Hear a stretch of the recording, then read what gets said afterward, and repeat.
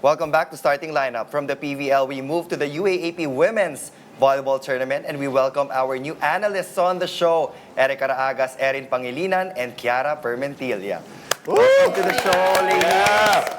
Debut! It's nice to see you wear different hats today, from being guests to being analysts on the show. Erika, I'll start with you. Let's talk over some of the games last weekend. UST versus UE. This is UST's second straight win after losing their first two assignments. What are your initial thoughts on this game? UST asserted dominance early in the set, especially in the first and third set where they were leading by 7, 8 points. And they had better defense, better reception, better coverage, and overall just dominating that game against UE. You know, there were some question marks dahil yung first two assignments nila medyo mabigat, diba? And people were wondering, kailan nila makukuha yung first win? And then they got it before UE, and then now back-to-back wins. But ang tanong ko sa Erin, they played in their home court, diba? Ibang feeling din yan. When you have a crowd like that really supporting you, anong ginagawa nun for you guys when you're inside that court? Well, you know, knowing UST crowd, they really hype up the team. Men's or women's, they really dominated the arena. So, being able to play home court, ibang feeling yan, parang pride eh. It's pride over everything talaga. So, everything, you can see everything with the girls na they really playing all their 100%, talagang binubuhos nila.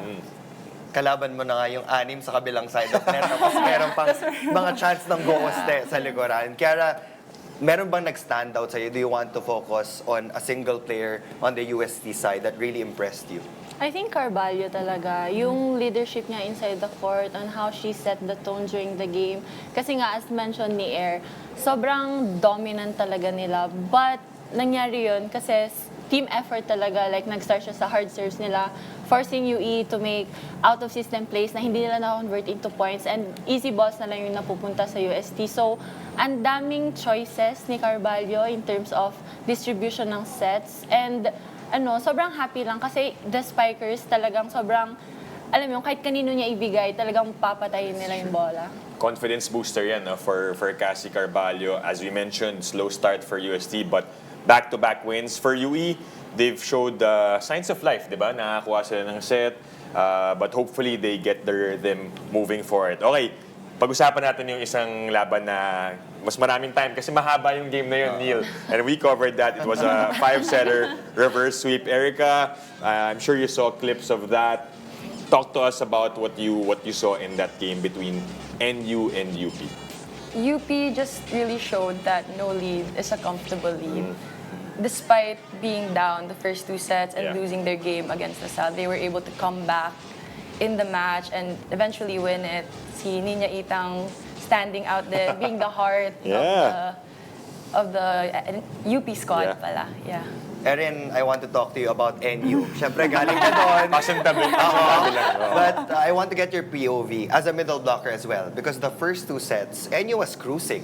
And we have to credit the efforts of the setting of Lamina and the production of Maaya and Mata. Kaya talagang lumayo at nalito yung mga blockers ng UP. But along the way, biglang naging wing-centric yung NU. How did you see that unfolding? Ano yung general thoughts mo kung paano nagbago yung laro ng NU in the 3rd and 4th set? I think it was a game plan for Lams, especially ng first 2 sets nga, activated yung middle. So yung kakagat talaga yung middles of UP sa Since activated sila, Lams is trying to give the open hitters a open one-on-one block for them. So magandang game plan siya, but of course, it's Niña Itang and Gen Bansil. You know how dominated they can be in the net defense. So I think more aggressiveness and the killer instinct in the wings ang nagkulang in the latter part. Nagwawala na si Ninya, no? Talagang sinisigaw niya yung teammates niya in a good way, diba? That's why they were so motivated. But let's talk about, I guess, one turning point somewhat, no? When Sam Cantada went down, Chiara, and hopefully Sam recovers well. We wish her well. Talk to us, what changed? Kasi iba rin yung impact niya when she was playing in the first 2 sets. She may not have been scoring as much, but she was blocking, she was getting the aces. Yeah.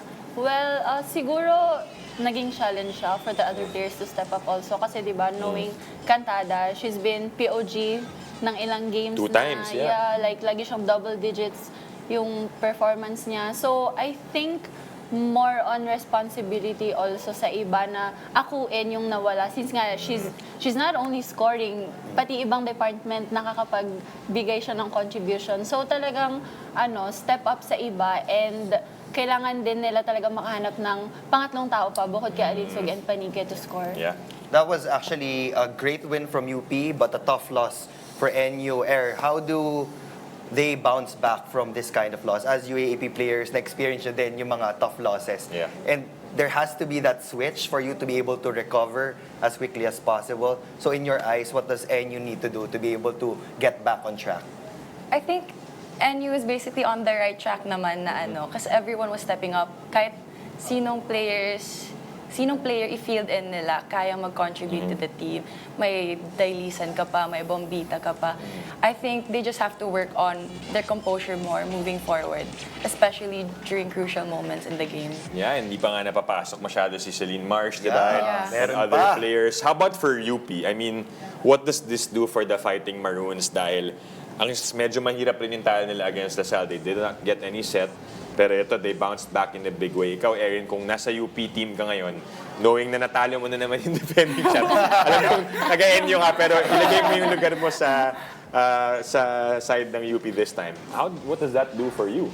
Well, it was a great momentum for them to start, especially nga coming back from the loss against LaSalle. Siyempre, iba yung feeling na down ka kasi they were dominated by LaSalle and how you dominate, especially the champion team, iba yung feeling nun eh. It was a great start for them for their remaining games, kung paano yung mag-feel nila and especially the contribution of Ira Haboneta. Yeah. That was a great parang great component siya sa win ng team. In-adjust talaga. Tsaka hindi madaling talunin talaga ang NU. Hindi kayo madaling talunin, di ba? That is true. Pero parang natalo kami din last week. Pero paano naman yun? Biglang nag-flashback lang. Speaking about Ira Haboneta, I actually want to ask Chiara because that was probably the biggest move pulled by the coaching staff of the Fighting Maroons to transition Ira Haboneta, one of the mainstay outside hitters, to the libero position. Do you think that will be a permanent change? Libero na ba siya all throughout? What are your thoughts on that? Well, actually, it's very interesting, no? Kasi as an open, you're really trained to receive a lot of balls. Ikaw lagi yung target. So, buti siya, may siya talaga eh. She has that edge na she can do both. She can attack, she can receive. And sa ganda ng pinakita niya this game, and she was also digging a lot of balls, especially during the end parts, mga 4th, 5th set. Yeah. Talagang binuhay niya yung rallies for UP.